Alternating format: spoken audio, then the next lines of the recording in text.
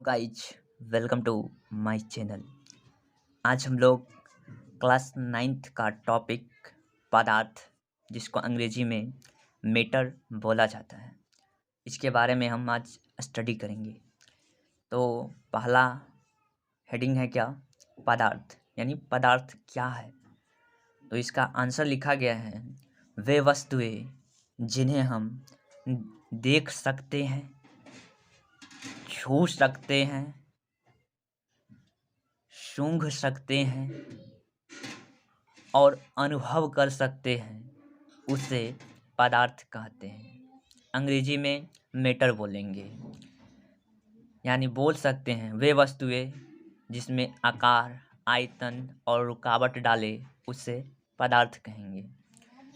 Example के तौर पे ले सकते हैं हम लकड़ी, पानी, हवा। लकड़ी का आकार निश्चित होता है और पानी का भी आकार अनिश्चित होता है, आयतन निश्चित होता है। इसमें हवा, ये दोनों अनिश्चित होता है। तो यहाँ पर से हम समझ रहे हैं। क्लास 8 तक हम पढ़ते हैं कि पदार्थ की 3 अवस्थाएं हैं। ठोस, जिसको अंग्रेजी में सॉलिड बोला जाता है।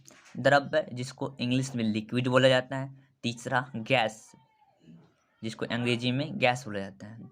क्लास 8 तक आपको यही 3 अवस्था मैटर के बारे में पढ़ना है। लेकिन जब आप क्लास 9th में आते हैं तो आप लोग थोड़ा इसको डीपली में जाना पड़ता है। एक चौथा अवस्था, पदार्थ का जो चौथा अवस्था है वह प्लाज्मा है। और पांचवा अवस्था जो है बोस-आइंस्टीन कंडेंसेट है। क्योंकि इसको वैज्ञानिक ने रिसर्च किया था, तो इसके नाम पर ही पदार्थ का पांचवा अवस्था है।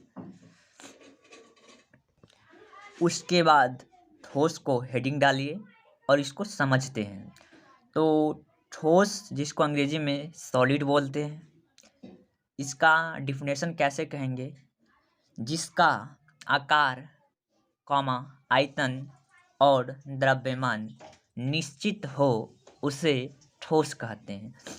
डैट मीन्स, कहने का मतलब ये हुआ, जिसका आकार भी क्या होगा, साइज भी फिक्स होगा, वॉल्यूम भी फिक्स होगा और मास भी फिक्स होगा। ये तीनों फिक्स है तो आप कहेंगे ठोस है। जैसे लकड़ी लेते हैं, जिसका एक निश्चित शेप होता है, एक निश्चित आयतन होता है।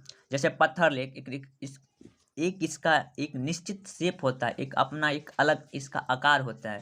जैसे कुर्सी ले ले, ईंट ले ले, चीनी, नमक। अगला हेडिंग है द्रव्य, जिसको अंग्रेजी में लिक्विड पढ़ते हैं। इसका डिफिनेशन कैसे देंगे कि जिसका आकार अनिश्चित हो, इसका कोई निश्चित शेप नहीं है, इसलिए अनिश्चित है ये। लेकिन आयतन निश्चित हो, उसे द्रव्य कहते हैं। जैसे हम एग्जाम्पल के तौर पे पानी को ले लें।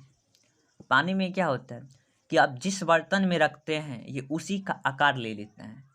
डैट मीन्स इसका आकार क्या है, अनिश्चित है, इसका कोई निश्चित नहीं है। जैसे बोतल में रखते हैं पानी, तो बोतल का शेप ले लेते हैं।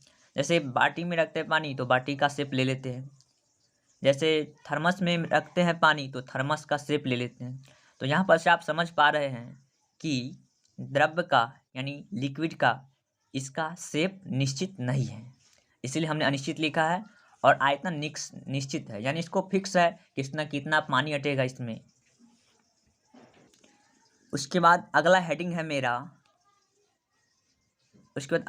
है मेरा गैस, जिसको अंग्रेजी में बोलते हैं गैस। ओके, जिसका आकार और आयतन दोनों अनिश्चित हो, उसे गैस कहते हैं। यानी गैस में न इसका आकार निश्चित है, न ही इसका आयतन निश्चित है, तो इसीलिए दोनों अनिश्चित है। तो इससे हम गैस कहेंगे। जैसे आप हवा को ले लीजिए। हवा को क्या करते हैं हम लोग? फीलिंग करते हैं, बस अनुभव करते हैं कि अच्छा हवा चल रही है। जैसे पेड़ का पत्ता हिल रहा है, तो अनुभव करते हैं कि हवा बह रही है। लेकिन वाकई में ये तो नहीं पता चलता है कि कितना दूर इसका कैप्चर किया हुआ है, कितना दूर में ये व्याप्त है, या इसका आकार क्या है, हवा का आकार क्या है। तो इसलिए इसका दोनों अनिश्चित है। तो ऐसे पदार्थ की जो अवस्थाएं होंगे, उसको हम लोग गैस में रखेंगे। इसी में एक छोटा सा और पॉइंट आता है क्या, कि सारा जो ब्रह्मांड है वो पंच तत्वों से मिलकर बना है। कहने का मतलब ये ब्रह्मांड में जो भी वस्तुएं हैं, जो भी चीज़ें हैं, उस सारा का जो निर्माण है वो पंच तत्वों के मिलने से बना है।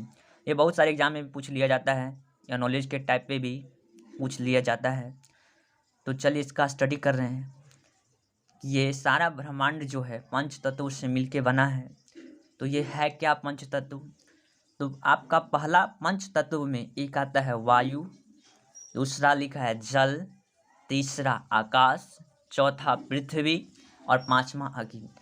चाहे वो सजीव हो या निर्जीव, यही 5 तत्व मिलकर इस सृष्टि का निर्माण हुआ है।